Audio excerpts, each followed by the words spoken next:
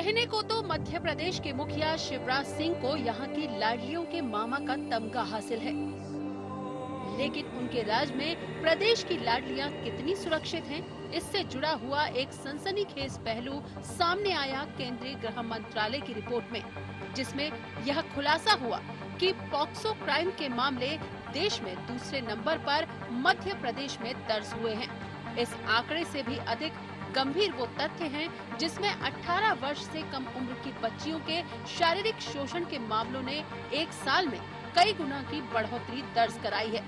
आइए हम आपको बताते हैं कि क्या कहती है गृह मंत्रालय की रिपोर्ट। पॉक्सो क्राइम को लेकर केंद्रीय गृह मंत्रालय ने लोकसभा में रिपोर्ट पेश की। रिपोर्ट के मुताबिक पॉक्सो क्राइम मध्य प्रदेश में सबसे तेजी से बढ़ रहे हैं।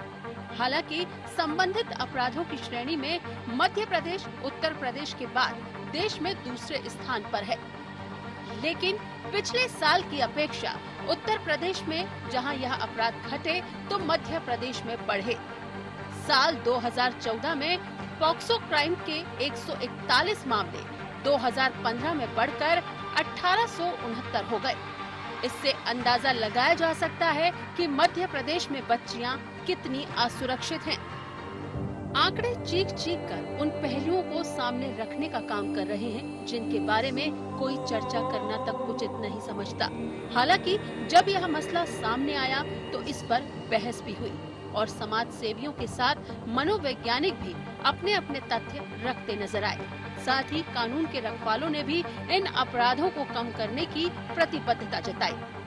अपने बच्चों को जोर से चिल्लाना शुरू करवाएं, क्योंकि आजकल हमारी शहरी संस्कृति में ये भी है कि जो बच्चा चिल्लाता है हम उसे असभ्य मान लेते हैं और उसके चलते बच्चे दब्बू होते जा रहे हैं। आप उसे ना कहना और जोर से चिल्लाना जरूर सिखाएं ताकि इस तरह की परिस्थितियों से बचा जा सके, क्योंकि यदि हम इस तरह के छोटे छोटे भी फैसले लेंगे, छोटे छोटे अटेम्प्ट करेंगे तो निश्चित हम बच्चों को इन दरिंदों से बहुत आसानी से बचा सकते हैं। पीडोफाइल्स कोई शक्ल से, सूरत से या उनके बिहेवियर से आप नहीं पता कर सकते हो, इसलिए ज़रूरी है कि हम अपने बच्चे बच्चियों को ठीक 1 साल की उम्र से ही ये बात की हम उनको जानकारी देने लगे, क्योंकि आप देख रहे हैं लगातार 2 साल की, 4 साल की, 6 साल की बच्चियों के साथ दुष्कर्म हो रहे हैं। इसका प्रिवेंशन होना ही सबसे अहम चीज़ है। तो जब भी पुलिस को इस तरह की सूचनाएं मिलती हैं तो पुलिस इस पर त्वरित कार्रवाई करती है। आजकल क्योंकि मामले भी काफ़ी गंभीर और अलग से नियम एक्ट इसके बना दिए गए हैं, तो इसकी जो कह सकते हैं अवेयरनेस और संवेदनशीलता भी बढ़ चुकी है। पुलिस विभाग हमेशा से कार्रवाई करते आया है, पर आजकल क्योंकि अवेयरनेस महिलाओं में, बच्चों में, समाज में भी बढ़ी है, तो वो भी आगे आकर के इस तरह की कार्रवाई में पुलिस को जानकारी देते हैं। मसला सिर्फ समाज और सिस्टम से ही नहीं जुड़ा, बल्कि सियासत भी इसे लेकर बखूबी मौजूदगी दर्ज करा रही है और इसे लेकर प्रदेश की विपक्षी दल कांग्रेस सरकार पर निशाना साधती नजर आई, तो वहीं सत्तारूढ़ भाजपा बचाव करती नजर आई अपनी सरकार का।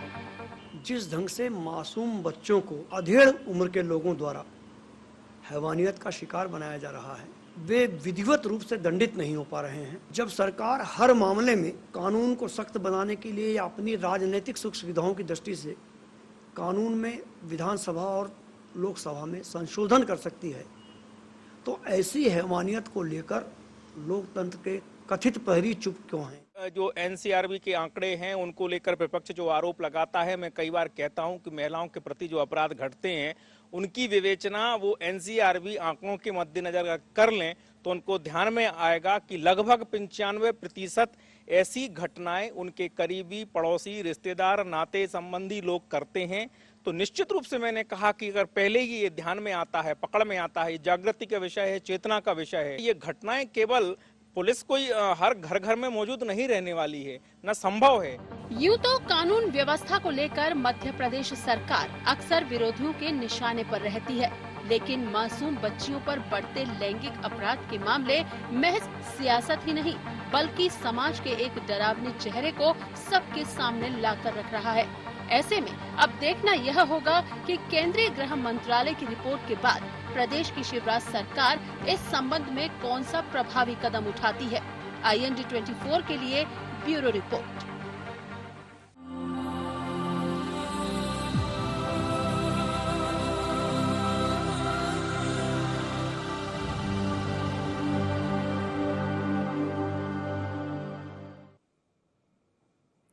नमस्कार, IND एजेंडा में आपका स्वागत है। मैं हूं आपके साथ नाज़नीन नकवी। चर्चा को हम विस्तार देंगे, उससे पहले नजर एजेंडा पॉइंट्स पर। क्या मध्य प्रदेश में सुरक्षित नहीं है मासूम बच्चियां?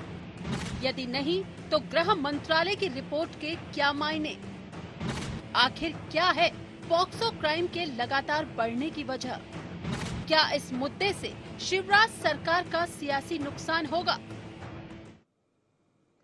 तो रिपोर्ट ये कहती है कि मध्य प्रदेश में बच्चियां सुरक्षित नहीं हैं, जबकि मध्य प्रदेश के मुखिया बच्चियों के मामा होने का तमगा हासिल कर चुके हैं। आखिर कहां कमी देखी जा रही है, कहां चूक हो रही है? क्या वाकई विधिवत तरीके से जो अपराधी हैं उनको दंड नहीं दिया जा रहा, या दंड देने में कहीं ना कहीं पुलिस नाकाम साबित हो रही है? इस गंभीर विषय पे हम चर्चा करेंगे और हमारे साथ स्टूडियो में मेहमान मौजूद हैं। सबसे पहले आपका तारुफ कराती हूँ। हमारे साथ बीजेपी का पक्ष रखने के लिए हिदायतुल्लाह शेख साहब मौजूद हैं। बहुत बहुत स्वागत है सर आपका। कांग्रेस से हमारे साथ विभा पटेल जी मौजूद हैं, आपका भी बहुत बहुत स्वागत है। और साथ ही सामाजिक कार्यकर्ता प्रशांत दुबे जी हमारे साथ हैं। सर बहुत स्वागत है आपका। सबसे पहले हिदायत जी आपके पास आना चाहूंगी। मसला क्योंकि बच्चियों से जुड़ा हुआ है, प्रदेश में आपकी सरकार है, तमाम दावे तमाम वादे किए जाते हैं, लेकिन अगर आंकड़ों पर गौर करें तो बेहद शर्मिंदा करने वाले हैं। नहीं, देखिए, मैं भी पूरी रिपोर्ट भी देख रहा था। इसके अंदर मैंने प्रशांत जी ने भी जो अभी बोला तो उसको भी मैंने बड़े ध्यान से सुना। रूमा भट्टाचार्य जी को मैं जानता भी हूँ, बड़ी अच्छी मनोचिकित्सक है। इसके दो पहलू हैं। एक तो अगर इसके राजनीतिक पहलू पे हम बात करेंगे तो एक लंबी बहस है, उसके अंदर आरोप प्रत्यारोप जितने लगाना हो, जितने मैं जवाब दे सकता हूँ, वो सब कुछ होता रहेगा। लेकिन ये समाज के लिए एक बड़ा बहुत सोचने का और चिंता का विषय है। एक तरीके से जब वो बात अभी रजनीश जी के भी मैं उनका बयान सुन रहा था, उस बात से भी बहुत हद तक सहमत है कि अधिकतम ये जो घटनाएं हैं, ये घटनाएं ऐसा कोई व्यक्ति करता है जो परिचित होता है। वो स्कूल का टीचर हो जाए, वो कोई सगा संबंधी रिश्तेदार हो जाए, वो ऐसा परिचित हो जाए जो घर आने जाने में लगा है। और दूसरा एक इसका एक पहलू और एक है नशा। लेकिन नशा वो नहीं जो नशा एकदम सीधे क्राइम के उसमें आता है। बहुत सारा ऐसा नशा है जिसके ऊपर नार्कोटिक्स और ये अपनी निगाह रखता है। लेकिन एक नशा वो होता है, जैसे आप देखिए कि लोग अब खांसी की दवाइयाँ, सर्दी की दवाइयों को नशे के रूप में करते हैं, गलत प्रिस्क्रिप्शन बना के ले लेते हैं। अब कुछ लोग पेट्रोल का नशा करते हैं कि पेट्रोल तो अब क्या है कि गाड़ी के अंदर कोई भी डालेगा ही जाएंगे, तो उस पेट्रोल को निकाल के उसका नशा कर लेना, और कहीं ना कहीं इंसान उस स्थिति में हो जाता है। तो ये एक सामाजिक बहुत बड़ी विकृति है। इसके लिए सामाजिक स्तर पर भी हमको एक बड़ा आंदोलन और बड़ी चीज़ें करना चाहिए, और ये इस पर एक बहुत सार्थक बहस होना चाहिए। राजनीति से ऊपर उठ के होना चाहिए। मैं इस बात के लिए आपको बड़ा धन्यवाद देता हूँ कि इस बहस को राजनीति नहीं करते हुए आपने सामाजिक कार्यकर्ताओं को भी बुलाया। तो उसके अंदर एक सबसे बड़ी जो बात हो जाए कि इसके अंदर निकल के आना चाहिए। वाकई अब नीचे तक की जो हमारी बच्ची है उनके पाठ्यक्रम में या इन चीज़ों में भी कोई ऐसे बदलाव होना चाहिए। उनके लिए ऐसी काउंसलिंग की नीचे से व्यवस्था होनी चाहिए कॉलेज में। और मैंने देखा है कि जब हम उच्च माध्यमिक स्तर पर जाते हैं 12th और 11th में, तो वहाँ पर तो स्कूलों में बहुत पहले से, कोई मैं मध्य प्रदेश सरकार की बात नहीं कर रहा, बहुत पहले से टीचर्स की ऐसी काउंसलिंग की व्यवस्था रहती है जो विशेषकर खासकर लड़कियों को उनकी बहुत सारी चीज़ों को लेकर काउंसलिंग करती है। क्योंकि उनकी सिर्फ एक वो नहीं होती बढ़ती उम्र के साथ बहुत सारी चीज़ें, और सामाजिक रूप से उनको क्या करना चाहिए, ये चीज़ों को अब मेरे ख्याल से छोटा करके नीचे तक जाना चाहिए। यहाँ पर बहुत अच्छी बात है। मैं प्रशांत जी आपके पास आना चाहूंगी। अगर हिदायतुल्लाह साहब की बात पर गौर करें, उनका कहना है कि ये विषय ऐसा नहीं है जिस पे राजनीति करें। हम इससे सहमत हैं, हम यहाँ पर राजनीतिक लहजे से इस विषय को उठाना भी नहीं चाहते। लेकिन मैं आपसे जानना चाहूंगी, अगर अपराध सामने आते हैं तो क्या आपको नहीं लगता कि उन अपराधों के दर्ज होने में अगर जो देर होती है या दर्ज होने के बाद जो कार्रवाइयां सख्त नहीं होती, उससे न कहीं ये बढ़ावा मिल रहा है, फिर चाहे वो अपराधी घर से जुड़ा हो, स्कूल से जुड़ा हो या बाहर से जुड़ा हो? बेशक आप ये बिल्कुल सही कह रहे हैं। और मध्य प्रदेश के और खासकर भोपाल के संदर्भ में हम इस जो आपने मसला उठाया इसको हम बिल्कुल सही कहते हैं। ये 2-3 मसले तो जो अभी हमें दिख रहे हैं। 2 महीने पहले भोपाल में ही बैरागढ़ के एक शासकीय स्कूल में 24 बच्चों के साथ सेक्सुअल अब्यूज़ की वारदात हुई है। आपको जान के आश्चर्य होगा कि 4थे या 5वें दिन तो FIR दर्ज होती है, लेकिन जिस पॉक्सो कानून का हम जिक्र कर रहे हैं 45वें दिन बाद जाकर DGP महोदय के हस्तक्षेप के बाद 45वें दिन बाद जाके उसमें पॉक्सो कानून की धाराएं लगती हैं। 86वें दिन बाद जाकर उस व्यक्ति की गिरफ्तारी होती है।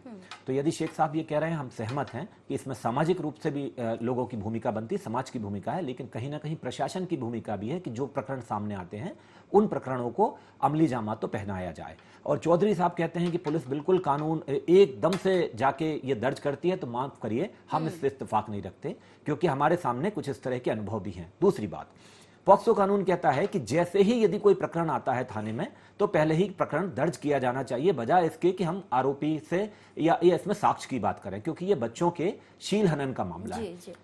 पॉक्सो कानून तो बहुत स्पष्ट रूप से कहता है, लेकिन हमारी पुलिस अभी ये नहीं कर रही है। चौधरी साहब थोड़ा इसमें संशोधन जरूर करिएगा। तीसरी बात यह है कि पॉक्सो कानून की एक धारा है, धारा 19(6), जो कहती है कि जैसे ही ये प्रकरण दर्ज होगा उसके 24 घंटे के अंदर अविलंब रूप से हमारी पुलिस को बाल कल्याण समिति या सेशन कोर्ट के सामने ये प्रकरण पहुंचाना है। मध्य प्रदेश में 99% प्रकरणों में धारा 19(6) का पालन नहीं हुआ है, जिसके चलते जो सबसे गंभीर चीज है कि जिस बच्चे को मान लीजिए किसी पिता ने ही उसके साथ शारीरिक शोषण की बात की, शारीरिक शोषण किया है, क्या हम उस बच्ची को तुरंत फिर उस घर में रख सकते हैं? क्या वो उस बच्ची ट्रॉमा से नहीं गुजर रही होगी? ऐसी स्थिति में उसकी काउंसलिंग के लिए जरूरी है कि बाल कल्याण समिति उचित व्यवस्था करे या उसके लिए नेक्स्ट शेल्टर देने की व्यवस्था करे। लेकिन जब 99% प्रकरणों में धारा 19(6) का पालन ही नहीं हुआ तो हम कैसे मानेंगे कि ये इस तरह के मसलों में प्रशासन उतनी चुस्त दुरुस्त तरीके से अपनी व्यवस्था कर रहा है? हमारे अनुभव थोड़े ऐसे भी हमारे साथ हैं, महिला हैं, आप बेहतर तरीके से प्रकाश डालेंगे। विभा जी, क्या माना जाए, जिस तरीके से सामाजिक परिवेश को भी अगर देखें, बिल्कुल यहाँ पर चेतना की जरूरत है, जागृति की जरूरत है, लेकिन क्या कानून का भी सख्त होना उतना ही जरूरी है? अगर जिस तरीके से प्रशांत जी की बात करें 19(6) का यहाँ पर पालन ही नहीं किया जाता तो कैसे देखें कि सख्त कानून है? देखिए नाज़नीन जी, जो बात अभी मैं दोनों की, माननीय हिदायतुल्लाह जी की और प्रशांत जी की, दोनों की बात में सुन रही थी।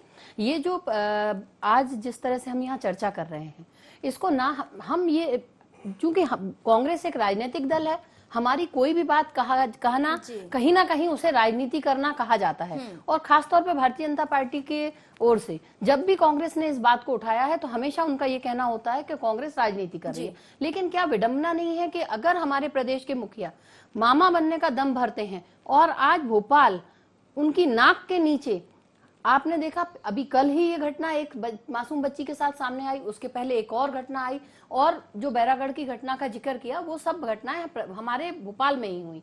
और आप देखिए कि 2 घटनाओं में 2 तरह से प्रकरण दर्ज होते हैं।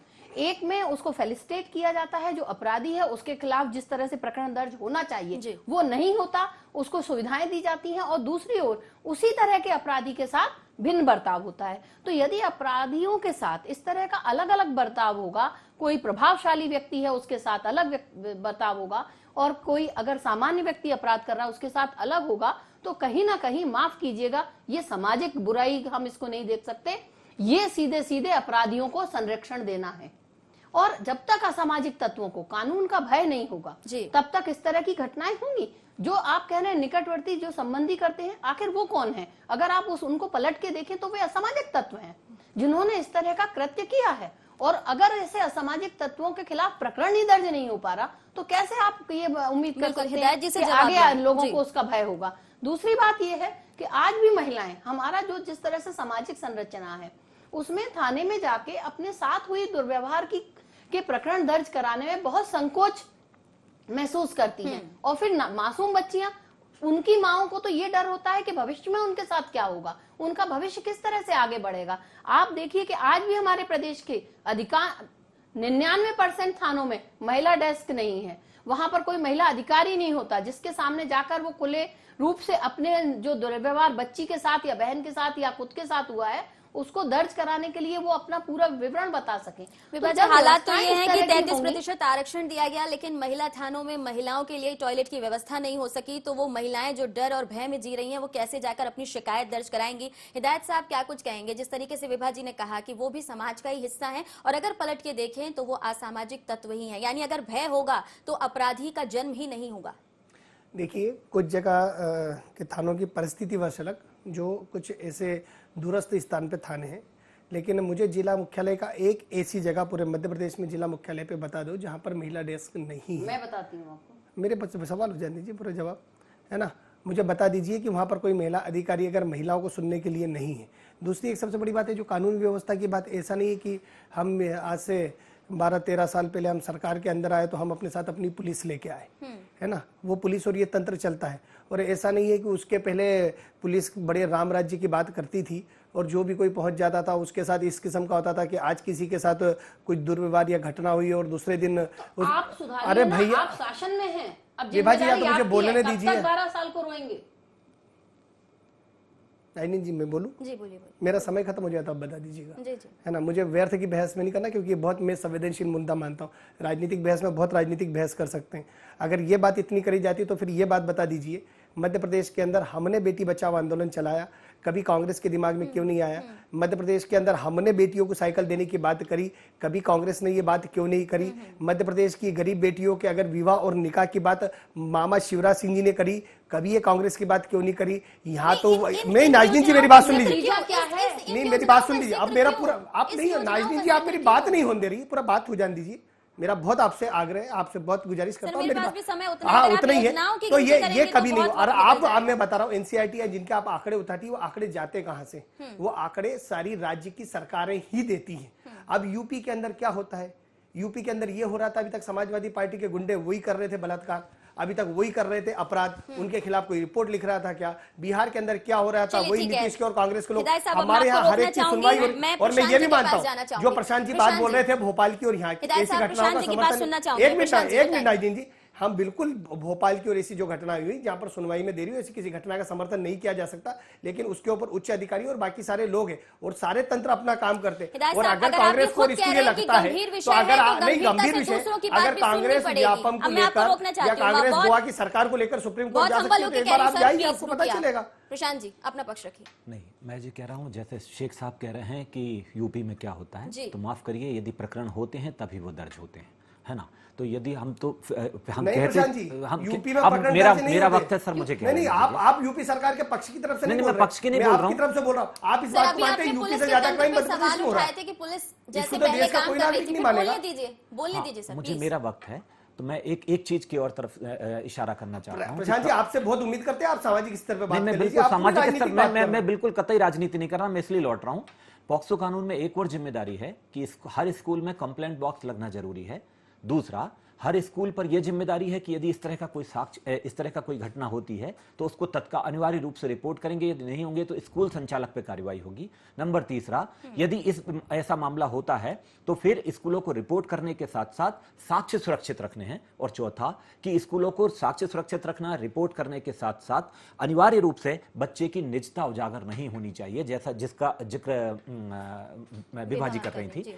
तो ये तीनों भी अभी मध्य प्रदेश में नहीं होते दिख रहे हैं, ना कंप्लेंट बॉक्स लगे हैं, ना निजता का सम्मान किया जा रहा है। और एक अंतिम बात और कि केवल ये लड़कियों के यौन शोषण का मामला मध्य प्रदेश में नहीं है, 53.22% बच्चों के साथ ये है, यानी हर दूसरे बच्चे के साथ, केवल लड़कियों करके हम इसे जनरलाइज नहीं कर सकते, लड़कों के साथ भी यही हिंसा लगातार जारी है। देखिए, मैं ये कहना चाह रही हूँ, योजनाएं कागज में बन रही हैं, लेकिन नतीजा क्या है? आज भी हमारे प्रदेश में ये घटनाएं हो रही हैं। दूसरी बात मैं ये कहना चाहती हूँ कि आज जिस तरह से जो बात की जा रही है कि महिला डेस्क हर थाने में, हर जिले में है, ये केवल 2 जिला मुख्यालयों में महिला डेस्क की स्थापना थानों में है और आज भी बाकी के सारे जिलों में महिला डेस्क नहीं है। दूसरी बात मैं ये कहना चाहती हूँ, आज 36,000, मैं बताती हूँ आपको, 36,000 जो स्कूल हैं वो शिक्षक विहीन हैं। जब हमारे प्रदेश में शिक्षक विहीन सरकारी स्कूल चल रहे हैं तो वहां शौचालय होना, वहां पर इस प्रकार की सुविधाएं होना नामुमकिन है। विडंबना यही है कि योजनाएं कागज में तो बन रही हैं, लेकिन यथार्थ के धरातल पर क्या है? माफ कीजिएगा, जिस तरह से अपनी ब्रांडिंग करने के लिए माननीय मुख्यमंत्री जी योजनाएं लाते हैं वो बहुत अच्छी हो सकती हैं उनकी ब्रांडिंग के लिए, लेकिन यथार्थ में यही है कि बच्चियों के साथ अत्याचार हो रहा है, महिलाओं के साथ होने वाले जो दुर्व्यवहार की घटनाएं हैं वो लगातार बढ़ रही हैं। आज मध्य प्रदेश महिला अत्याचार में भी नंबर 1 पर है और ये जो नाबालिग बच्चों के साथ दुर्व्यवहार हो रहे हैं उसमें नंबर 2 पे आ चुका है। बिल्कुल इस बात पे भी हम चर्चा करेंगे। प्रशांत जी, क्या ये माना जाए कि जिस तरीके से हम यहाँ पर सरकार की बात कर रहे हैं, पुलिस तंत्र की बात कर रहे हैं, लेकिन सामाजिक जन चेतना भी उतनी ही जरूरी है? अगर हम इस पहलू पर ज्यादा काम कर लें तो शायद बाकी ये जगह हमें देखने की जरूरत ना पड़े। बेशक, ये बहुत जरूरी बात कह रहे हैं। हमें सामाजिक स्तर पे तो निपटना ही पड़ेगा, बल्कि हमें परिवार के स्तर पे भी निपटना पड़ेगा। हमें परिवार में इस तरह के मसलों पे बात करनी पड़ेगी। जैसा शेख साहब कह रहे थे, हमारे स्कूलों में भी दरअसल इस मसले से थोड़ा गुरेज है। ऐसा माना जाता है कि बच्चों को यौनिकता से संबंधी शिक्षा तो नहीं दी जानी चाहिए, बच्चे तो बिगड़ जाएंगे। लेकिन एक परिवार पे, दूसरा समाज में ये करना ही होगा, स्कूलों के पाठ्यक्रम में इसको लाना ही होगा, तभी जाके शायद हम, और मैं पेरेंट्स से जरूर कहना चाहता हूं कि अपने बच्चों को 3 सामान्य सिद्धांत जरूर सिखाएं। एक, जो हमारी सूसू पोटी की जगह उसको कोई हाथ नहीं लगा सकता, उसको देख भी नहीं सकता, और यदि कोई ऐसा करता है तो दूसरा सिद्धांत जोर से चिल्लाएं और ना कहें, और तीसरा सिद्धांत है तब तक चिल्लाएं जब तक की मदद न मिल जाए। यदि ये 3 सामान्य सिद्धांत अपने बच्चे में यदि वो चंचल है। लेकिन क्या बच्चों को जानकारी देने के लिए स्कूल आगे आएंगे, क्या टीचर्स पहल करेंगे? हिदायत साहब क्या कुछ कहेंगे आप? देखिए, एक बात प्रशांत जी की ये जो बात रही, ये बात मैं मानता हूँ सामाजिक सरोकार से। बाकी तो प्रशांत जी के जो दोनों बार प्रशांत जी ने अपने मौके पे बोला वो तो हमारी सरकार के ऊपर आरोप लगाते रहे, वो ठीक नहीं था। मेरे को लगा अब ये बात ठीक है। और जहाँ तक मेरी बात रही थी, मैं यौन शिक्षा को स्कूल के पाठ्यक्रम में लाने की बात नहीं कर रहा था, मैं काउंसलिंग की बात कर रहा था। मैं बोल रहा था जो काउंसलिंग कभी हमारे उच्चतर माध्यमिक स्तर या कॉलेज के स्तर पर विशेषकर, और ये नहीं भी होने के बावजूद, मैं बता रहा हूँ कि आप इस चीज को समझिए, एक जमाने में ये कोई हमारे लिए अनिवार्य रूप से कोई शिक्षा में पाठ्यक्रम में नहीं, लेकिन मैंने ये देखा है कि इस किस्म की बहुत सारी चीजें हम भी स्कूलों में पढ़े। मैं 90 के अंदर 2 के अंदर करीब स्कूल में रहा, तो उस समय भी कई बार टीचर्स बहुत सारी चीजों के लिए बता देते थे। हम स्टूडेंट होते थे, हम लड़के होते थे, तो हमें बता देते थे कि तुमको किस ढंग से रहना चाहिए, किस ढंग से बात करनी चाहिए। ये अपना एक कर्तव्य समझता था, ये कर्तव्य वाली बात होना चाहिए। और उनको कहीं ना कहीं ये जो 2-3 चीजें बताई प्रशांत जी ने, इस किस्म की कुछ बातें बच्चों के साथ काउंसलिंग कर देना चाहिए। इसको कहीं ना कहीं अब सामाजिक संगठन या कोई और लोग बात उठाएंगे तो निश्चित तौर पर सरकार और सरकार के कानून, ना सिर्फ भारतीय जनता पार्टी की सरकार, जब से देश आजाद हुआ है सरकार में कौन सी चीजें बनती जो समाज के स्तर पर निकल के आती है। नाजनीन जी, समाज के स्तर पर अगर कोई बात निकल के आती है, निश्चित तौर पर ऐसे अच्छे सुझाव जैसे प्रशांत जी ने दिए, ऐसे कुछ और सुझाव पे सार्थक रूप से बातचीत होना क्या माना जाए? तमाम योजनाएं बनाई जा रही हैं, लड़कियों की सुरक्षा की बात की जा रही है, पढ़ाने की बात की जा रही है, स्लोगन बहुत चर्चा में रहते हैं, लेकिन क्या उनका यथार्थ में वो मूर्त रूप निकलकर सामने आ पा रहा है? क्या वाकई उससे फायदा मिल पा रहा है? क्योंकि जिस तरीके से आपने जिक्र किया, स्कूल जरूर है, शौचालय की व्यवस्था नहीं है, तो बच्चियां जाएंगी कहाँ, बच्चे जाएंगे कहाँ? देखिए, वही हो रहा है। आज भी हमारी जो सरकारी स्कूलों की जो व्यवस्थाएं होनी चाहिए वो आज वैसी नहीं है जैसी होना चाहिए। आज हमारे जब शाला विहीन स्कूल है, जहां पर स्कूल बिल्डिंग्स नहीं है, शिक्षक नहीं है, तो कैसे हम उसको दुरुस्त कर सकते हैं? सबसे बड़ी बात यह है कि जब हम शासन की जिम्मेदारी जिसको मिली है, उन्हें इन सब चीजों को देखना चाहिए। अगर लगातार इतने वर्ष शासन में रहने के बाद भी ये अव्यवस्थाएं जारी हैं, तो निश्चित तौर से भारतीय जनता पार्टी का जो शासन है उसकी नाकामयाबी की ओर ये इंगित करता है। दूसरी बात यह है कि आज प्रदेश में बच्ची के साथ प्रदेश की राजधानी में इस तरह की घटना होती है और कोई भी शासन स्तर पर मंत्री जी या उनके जिम्मेदार अधिकारी कोई भी उसकी जिम्मेदारी लेने को तैयार नहीं है। केवल ये दुर्घटना नहीं है, ये वो दुर्घटना है जो एक सामने आ गई। पता नहीं इस तरह की कितनी दुर्घटनाएं प्रदेश के कितनों जिलों में हो रही हैं और क्यों उनके खिलाफ सख्त कार्रवाई नहीं होती। आवश्यकता है सख्ती से कार्रवाई होने की, और कानून का जो भय है वो होना चाहिए। पुलिस की जो कार्रवाई है वो पुलिस को भी तरीके से करना होगी। विभा जी, आपसे अंतिम प्रश्न लूंगी। अगर विपक्ष, सर आप आपके पास भी आऊंगी, अगर इस गंभीर मुद्दे पर हम विपक्ष की राय जानना चाहेंगे, कैसे आप सामंजस्य बिठाएंगे, कैसे कंधे से कंधा मिलाकर विपक्ष चलेगा ताकि इस गंभीर जो समस्या है उसका हल निकल सके? देखिए, हम कभी भी इस मामले पर को राजनीतिकरण नहीं करना चाहते, और हमारा मानना है कि इस तरह की जो पीड़ित बच्चियां हैं उनकी तो पहचान उजागर होनी ही नहीं चाहिए। लेकिन जो हमारे शासन में लोग हैं उन्हें इस पे संवेदनशीलता से काम करना होगा। वे अगर सहयोग चाहते हैं तो विपक्ष बिल्कुल सहयोग करेगा, लेकिन आखिर इस तरह की गड़बड़ियां हो क्यों नहीं है, कौन वो लोग हैं, उन पर उनको भी स्पष्ट करना चाहिए। और जिस तरह से हम इसे कोई पार्टी के उसमें नहीं बांध सकते हैं।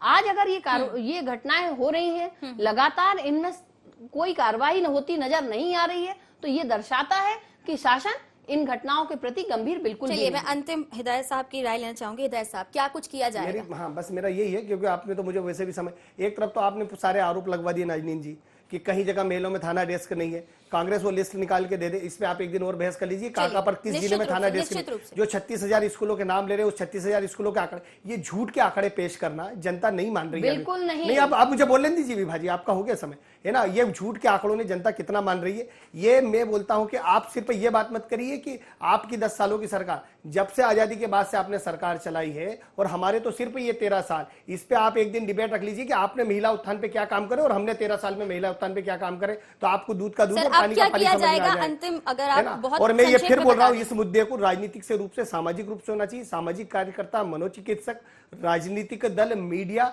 इन सबको इस पे गंभीरता से विचार करना चाहिए, क्योंकि ये हमारे देश के आगे वाली पीढ़ी का सवाल है। प्रशांत जी को देना चाहूंगी। प्रशांत, मैं कह रहा हूं कि स्कूलों में बाल संरक्षण नीति लागू करना बहुत जरूरी है, 19(6) का पालन करवाना बहुत जरूरी है, काउंसलर्स की नियुक्ति होना और काउंसलिंग होना, जो शेख साहब कह रहे थे, बहुत जरूरी है। अंत में मेरी तरफ से एक चीज, बच्चों के मुद्दों पर राजनीति होना ही चाहिए, क्योंकि जब तक बच्चे राजनीति के केंद्र में नहीं होंगे तब तक बच्चों के मुद्दों को राजनीति से अलग रखा जाएगा और बच्चे इसी तरह से महफूज नहीं होंगे। न सिर्फ बच्चे बल्कि सभी का यहाँ पर बेहद ही योगदान जरूरी है। बहुत बहुत शुक्रिया इस गंभीर विषय पे हमारे साथ चर्चा में शामिल होने के लिए। तो अगर देखा जाए, चिंता जाहिर है माता पिता की, लेकिन सामाजिक जनचेतना भी उतनी ही जरूरी मानी जा रही है। कब यहाँ पर सरकार चेतेगी? अगर चेत रही है तो अपराधियों को सख्त दंड कब मिलेगा, ताकि बढ़ते हुए अपराध पर कसकर लगाम लगाई जा सके और बच्चों का भविष्य संवारा जा सके। उम्मीद करते हैं कि इस चर्चा के बाद कोई बेहतर विकल्प निकलकर सामने आएगा। इसी उम्मीद के साथ IND एजेंडा में इतना ही। दीजिए इजाजत, नमस्कार।